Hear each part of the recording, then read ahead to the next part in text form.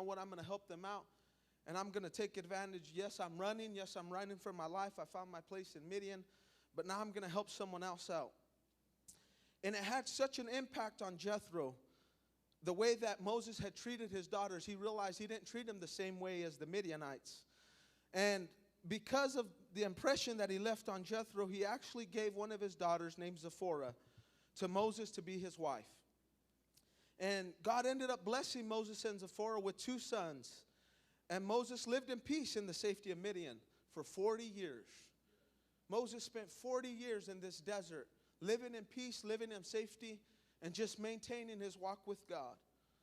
However, during those 40 years in Midian, Moses was a shepherd. And he had learned about leading sheep, and he was learning about how to survive in the wilderness. And what seemed just to be a downtime for Moses in this desert place, just this dry earth, nothing going on, was actually a preparation for Moses. Something that was getting ready to happen in Moses' life was getting ready to take place. Moses was being prepared for that. And there's many similarities, and we've heard it many a times, between people and sheep.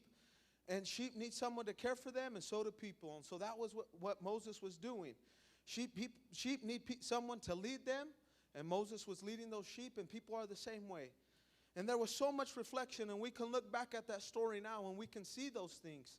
But when Moses was in the downtime, and he's in this desert place, he's just leading sheep. And that's all he's thinking. That's all he knows. And Moses was subsequently learning how to lead people through the wilderness.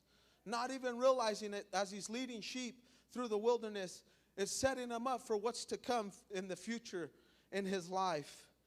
And Moses had went from a life of luxury in Egypt to being in the middle of the desert in a place called Midian. In the desert, he had to learn that food was not readily available as it was in Egypt. In Egypt, it was just right there whenever he needed it. He was part of the king's palace. And there was the Nile River that provided the water. And so they had plenteous, and it was prosperous, and the vegetation would flourish. And he had need of nothing. But when he was in the desert, there was nothing that he could look to and turn to. He had to search those things out. And the water was scarce. And everywhere he would look around, I'm sure it would take him a while just to find a source of water or to find a source of food. It wasn't at the beck and call like it was back in Egypt. And those 40 years of that downtime that Moses spent in the wilderness were not wasted years.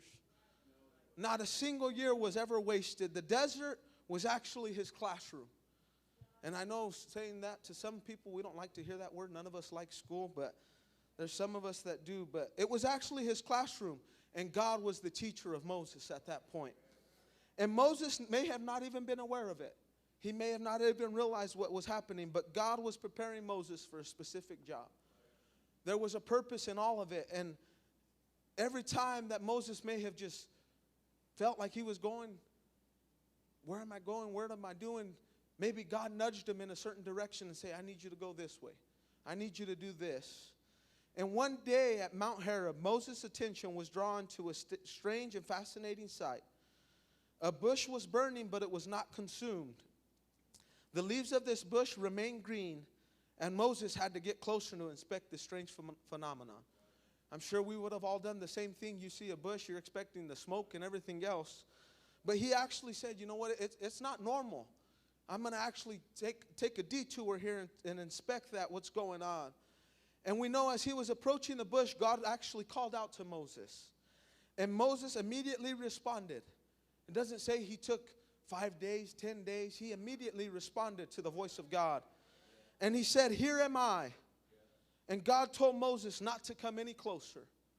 If he wouldn't have instantly listened to the voice of God, God could have struck him dead in that instance. And he told him that before he comes any closer to take off his shoes, for he was standing on holy ground. And the Lord began to tell Moses that he knew of the sorrows of the Hebrews in Egypt. He also told him that he was aware that they were being oppressed and that he had come down to bring them out of their oppression. And at this point, Moses is probably wondering, why is God telling me all this? He's probably thinking to himself, I'm in the middle of the wilderness. And the Hebrew children are back in Egypt. And that's where I was running from. That's where I'm trying to get away from it. Now I found myself in Midian. And you're telling me all these things. What's the purpose in that? And Moses actually received a pretty good surprise. Because God told him, I will send you unto Pharaoh, that I should bring forth the children of Israel out of Egypt. God's telling Moses at this point that he's getting ready to send him back to the place that he left fleeing for his life. God's telling him, I have a purpose, and where you left running from, I have to send you back. Moses' response to God was, who am I that I should go into Pharaoh? Who am I that I should bring forth the children of Israel out of Egypt? And remember, this was also the same Moses who was raised in Pharaoh's house. He spent his life living there. From the very beginning of his birth, God was setting up Moses for this specific purpose in his life. God had everything ordered in place. And now he has the nerve almost to question God. God's placed him in every single position, and now he's saying, God, who am I that you could send me? And even though he began to question God, God promised Moses that he would go with him. He said, not only am I going to go with you, but I'm also going to give you a sign.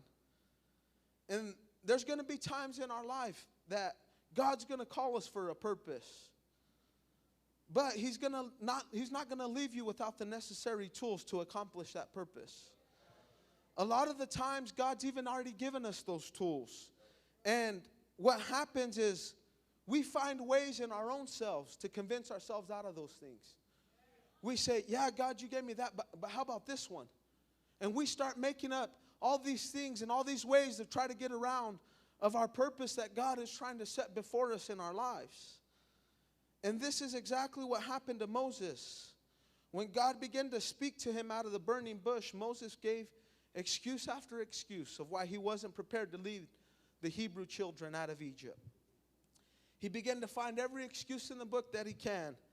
And the first excuse that Moses gave was that the elders of Israel would not believe that God had sent him. Moses was convinced that they wouldn't even listen to him, which may have been a valid excuse. But God challenged this excuse by asking Moses this question. And God asked Moses, what is in your hand? And Moses responded with a rod. God instructed Moses to throw down his rod. And we know as soon as he did that, immediately that rod turned into a serpent. It wasn't, well, I threw my rod. God, what are you waiting for? It was immediately.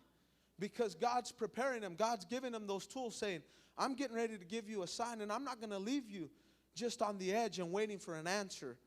But immediately that rod turned into a serpent. And then God instructed him to pick up that serpent by the tail. And I know there's some of us, I know Sister Tabitha's one of us, she probably would have thought to God, you're out your mind. But he's telling them, and he's instructing them, you need to pick up that serpent by the tail. And it wasn't another thing that he grabs that serpent by the tail and it starts to coil up and do everything else it wants to do. But again, immediately that serpent became a rod again in his hand. And God began to tell Moses that this was a sign so that the elders would believe and know that the God of Abraham, Isaac, and Jacob had indeed appeared to him. And if it's me, I'm looking at this one sign and I think, man, that one sign's good. But God continues and he says that, Moses, I want you to put your hand inside your clothes. And when Moses took out his hand, it was white with leprosy. And I can imagine the shock and the look on Moses' face to instantly see that happen to his hand. And God continued to instruct him to put it back inside of his clothes and to pull it out one more time. And through all of this, Moses obeyed. That is a key there. Moses was obeying what God was telling him to do. And when he took out his hand the second time, it was as whole as his other flesh. And God told Moses that if the people would not believe the one sign, then they would believe the other. God even gave Moses a third sign. He said, if you don't want one, you don't want two, I'll even give you a third sign. And he was to take the water from the river and to pour it on dry land. And the water would become blood. And even with these three signs that God gave to Moses, he still offered another excuse. And Moses told God, I am not an eloquent speaker. I am slow of speech and slow of tongue. And God countered that excuse with another question. And he asked him, who made man's mouth? Or for that matter, who made the deaf and the dumb? Or the seeing and the blind? Haven't I made it all? There's nothing new, church. There's nothing new to God. And he says, you go and I will be with your mouth and teach you what to say. And when you think about that, when you look at that, God's telling them, you go and I will be with your mouth. Not anyone else, but God himself will be with him. And Moses' response to that question was, oh Lord, I wish you would send someone else. And so by this time, God becomes very angry with Moses. And he still, even though through all that anger, he still gave Moses another promise. And he says that I will send Aaron with you. And Moses, that was Aaron, was Moses' brother. And he said, I'll send Aaron with you as a spokesperson. And even through all of that, Moses was warned by God that Pharaoh would not even listen to him. And I'm sure at that point, doubt starts to set into Moses' mind that, well, then what's the point of me going? If you're telling me that I need to fulfill this purpose and I need to go talk to Pharaoh, but now you're also telling me that he's not even going to listen to me. God didn't say the task was always going to be easy. And even though he may have said that to Moses, that's the same true today. Living for God's not always going to be the easiest thing that we do. There will be times that it will be easy. There will be times where we're sitting on the mountaintop. But that doesn't mean we aren't going to experience the valley low. And even through all of that, he said it's not going to be easy. He said Pharaoh's not going to listen to you, but I'm still going to go with you. And Moses had the gift of administration and Aaron had the gift of speaking. And they may have felt individually that they could not even accomplish the task by themselves, which we know would have not been true. If Moses truly would have said, I'm going to go, God would have provided the tools necessary. God would have not left Moses hanging there and just saying, you got to do it by yourself. God would have provided what he needed for that. And so God ends up doing that for him. He says, okay, I'm going to send your brother Aaron with you. And in reality, Moses was sitting on that promise, but what happened was he allowed his own doubt to get in the way. He allowed the doubt that he said, well, I don't know if I can do it by myself. So because of that doubt, God had to send Aaron with him. And there's someone in this place tonight that God's wanting to do something great through. You have allowed doubt to come into your mind, and you're starting to question if God has really equipped you for what he is calling you to do. You've allowed that voice to start telling you those things of, can I really do that? Can I really be what God's calling me to be? And God is not going to call you for a purpose and then just leave you high and dry. If God's already calling you, God's already equipped you. God's not waiting for anything else but yourself. And there's some of us that the devil just keeps whispering in your ear. And maybe he's telling you you've made too many mistakes. And God's only going to use someone that's perfect. You've already messed up. You've lost your chance. But 2 Corinthians 12:9 says this, my grace is sufficient for thee. My grace. Not our grace, not pastor's grace, not another church member's grace, but God's grace is sufficient for thee. That's all you need to know. It's sufficient, church. There's not going to be anything lacking. It's sufficient for you. For my strength is made perfect in weakness, not our strength. I can't do it by myself. I can't do it with the strength that I have. But by God, the strength of God, He can equip me and help me to do those things. And you've been spending some downtime in the wilderness. And you've been thinking about that your time in the wilderness is just being wasted. You've been in that in-between area and saying, I just feel like I'm just wasting time. I'm just maintaining my walk with God. I don't feel like I'm making any progress forward or back. And God has been preparing you for a purpose while in that wilderness. while you're in that wilderness and it feels like you've been having that downtime, God's actually trying to prepare you for what's getting ready to happen. The situation that you're facing, the trial that you're going through, it all has a purpose. Your testimony that you have now is because of what you've already been through. And that's your purpose. What you've already faced in your life and what you've already overcome, what you've already made it through. God's used that, and now He's going to help you to maybe help someone else. That was your purpose at that point. And God has been equipping you in the middle of the wilderness to be what He has called you to be. You may feel like you're in that downtime. You may feel like you're in the wilderness, but God is actually preparing you. It doesn't look like it's going on around you, but God's trying to tell you tonight that He's been preparing you. There may be someone or multiple people that are in this place that God's already equipped with those tools and the signs that you need for your purpose. Maybe you already have those things, but you've been letting that doubt just settle in your mind. And you say, yes, God, I know those things are there, and I know my purpose, but I don't know if I can do it. God knows you can't do it by yourself. That's not what He's waiting for. That's not what He's saying. Oh, I can't do it by myself. God's saying, I already know that. I'm not requiring you to do it by yourself. I'm wanting you to do it with me. And if you have that settling in your mind, God's already equipped you, and you need to actually rebuke that tonight. Because that's not of God. God has already prepared you. God's already equipped you. And God doesn't want you to doubt the things that He's prepared you for in His life, in your life. If God's telling you to do something and telling you to go somewhere, you've already been equipped because God's already speaking to you about those things. And if you've let that doubt settle in your mind, you need to rebuke it, and you can accomplish your purpose starting tonight. You can start to tell God, God, I'm taking that next step. I'm drowning out the doubt in my mind. I'm drowning out the doubt in my life. And God, I'm going to see what you have for me in store in my life. And there may be someone in this place tonight that you've been looking for a sign for your purpose. You've just been in that downtime. You've been sitting there and you kind of just been maintaining your walk with God. And God's given you that first sign through this message tonight. That purpose that you've been wondering about is what God is calling you to do.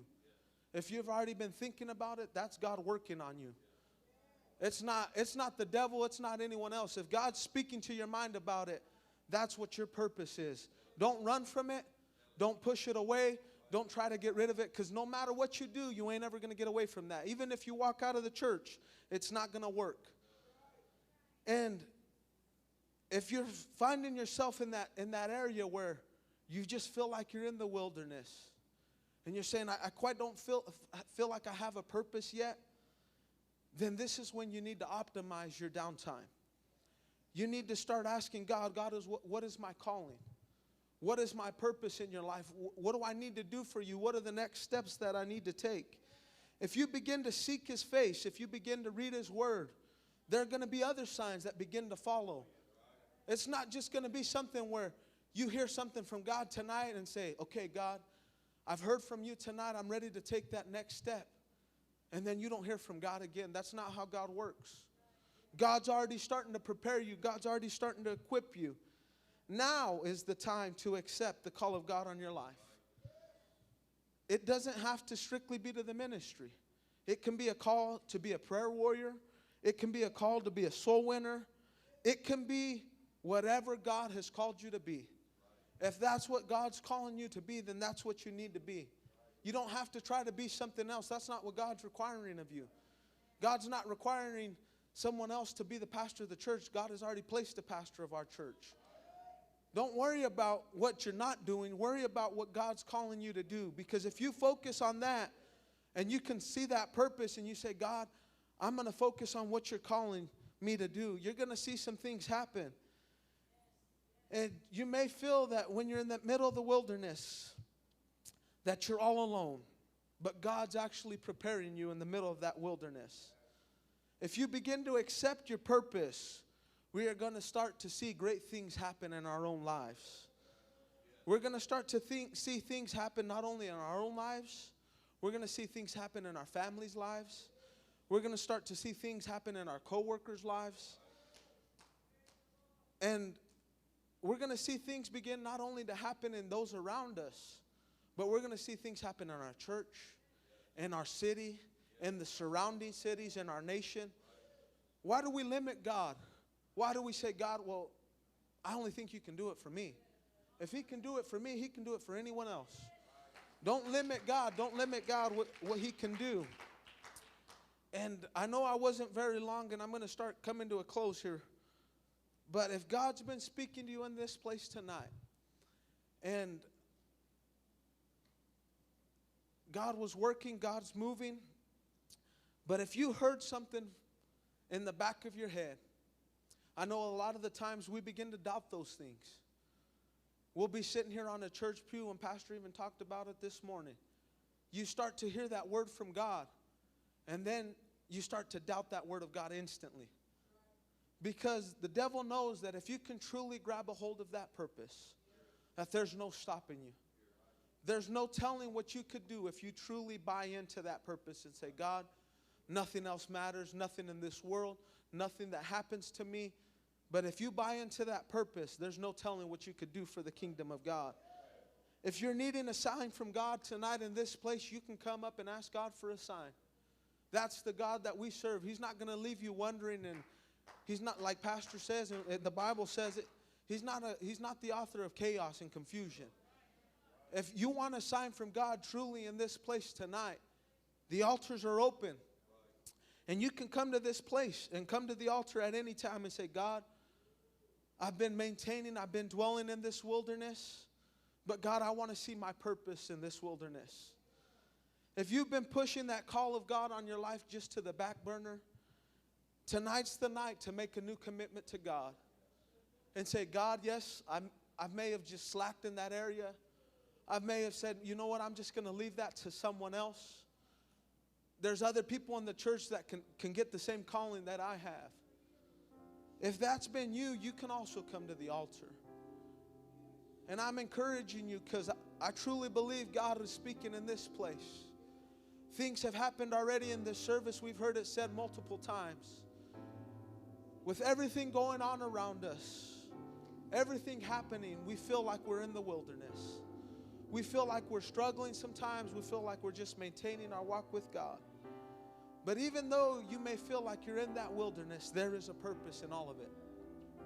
You may not be able to see the end yet, but God is preparing you for something.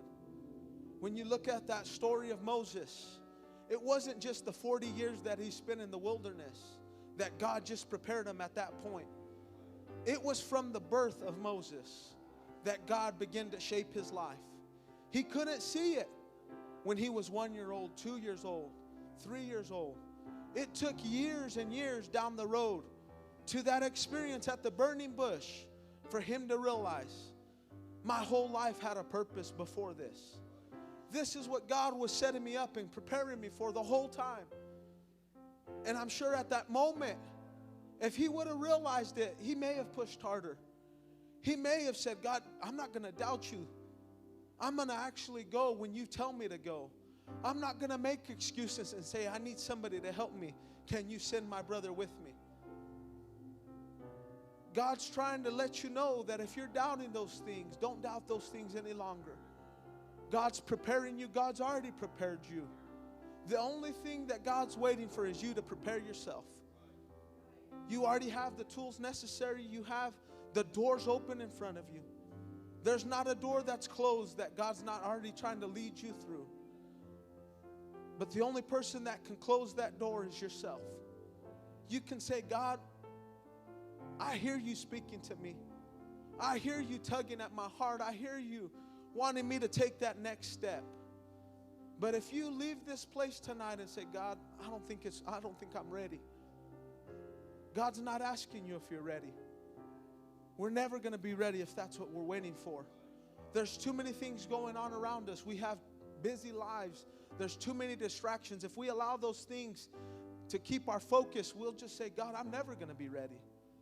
But that's not what God's wanting in this place. God's wanting someone to say, God, I'm not going to focus on those things. I'm not going to worry about what my wilderness looks like. No matter what it is, God, I'm going to focus on that purpose. Even though I'm in this wilderness right now, I can see that purpose. It may be slim, but there is a purpose there. And when you start to see that purpose, that's when it's time that you start saying, God, I'm going to start to work on that purpose. When you come to church, even if no one's praying, nobody's lifting their hands, nobody's worshiping God, you can come into the house and say, God, I know I have a purpose in that service, whatever it may be, God, because you don't know what's going to happen. You don't know what you can affect in that service. You don't know what chain reaction you can start by just saying, God, I'm going to lift my hands. If that's what my purpose is in this service, just to lift my hands and to allow your presence to flow, oh God, let that be my purpose for this service. Can we all, let's just find a place to pray. God's speaking in this house. Come on, church. God's wanting to minister to someone in this house. Someone that's feeling like you've just been maintaining your walk with God. God's reaching out to you in this place tonight that says, that's not your purpose any longer. You're not just going to be dwelling in the wilderness wondering what's going on. God, where do I turn to? God, what do I do, God? But God's telling you, I have a purpose for your life. I can show you tonight in this place. Come on, can we just open up our hearts, open up our lives to Him in this house tonight? Hallelujah, Jesus. Lord, you're worthy, God. God, move, oh God. Help us, God, to see our purpose, God. God, if we have that doubt in our hearts and in our minds, God, God, I rebuke it right now in the name of Jesus, God. God, help us, God, to see a revival in our city, God. God, there's no telling, God, what we can do, God, in our families, in our hearts, God.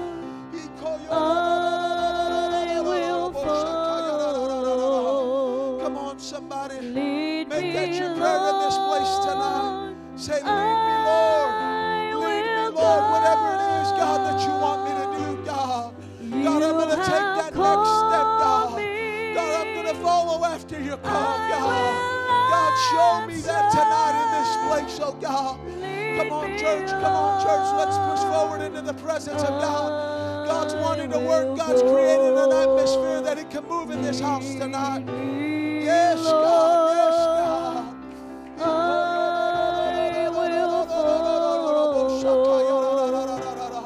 Lead us, Lord. Guide us, direct us, God. God, help us to see our purpose, God. God, to see our purpose in your kingdom, God. God, if we can already see that, God, help us not to run from it, God. God, but to grasp the hold of that, God, and say, God, I'm making a new commitment tonight, God. God, I'm going to grab a hold of that like never before, God. God, I'm going to commit to that purpose like never before, oh God. Yes, God, yes, God, yes, God. Lead me, Lord. I will go. Come on, somebody. God's moving in this place. God's working in this house right now. God's speaking to someone in this place. If that's you, don't run from it. Turn to God and say, God, here am I, oh God. God, here am I, oh God. Whatever it is that you want me to do, God. God, I'm going to listen to that voice, oh God. This first step when I don't know the way. Each turn is so uncertain. I learned to walk my faith. But you gave me your promise that you would never leave. You will lead and guide me. Lord, I do believe. Lead Hallelujah, Jesus. me, Lord. Lead us, Lord, guide us. I will Jesus, God, moving in this place follow. tonight, God. Lead me, God, help someone to see their Lord. purpose, God. God, even though they may be in the wilderness, God. God, even though they may feel, God, like they're being bombarded right now in this very moment, God. God, help them to see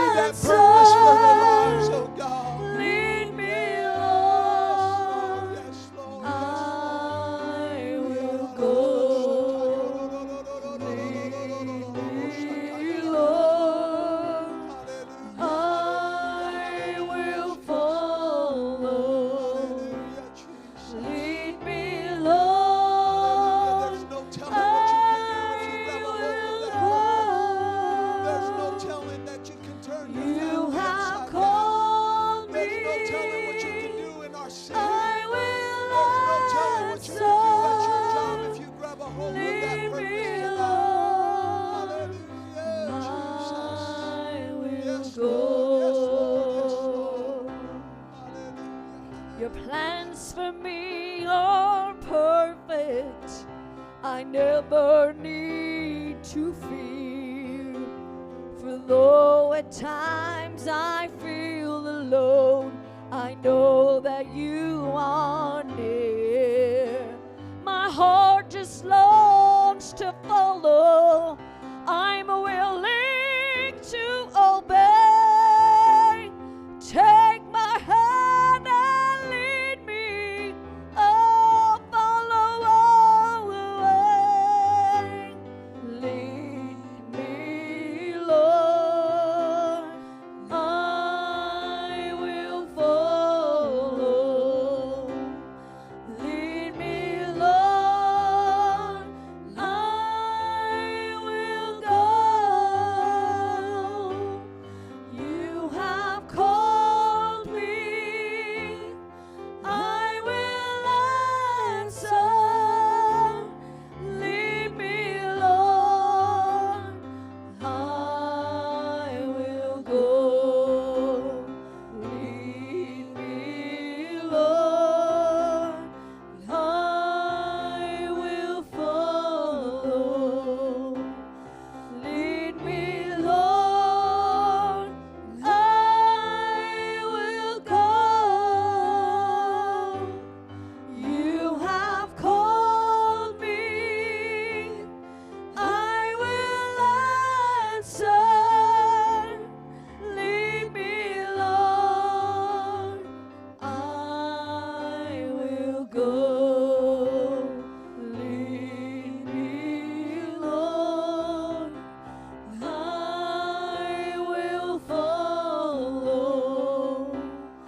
Lead me, Lord. I will go. You have called me. I will answer. Lead me, Lord. I will go. Lead me, Lord. I will follow. Lead me, Lord. I will go. You have called me. I will answer. Lead me, Lord. I will go. Your plans for me are perfect. I never need to fear. For though at times I feel alone, I know that you are near. My heart just longs to follow. I'm aware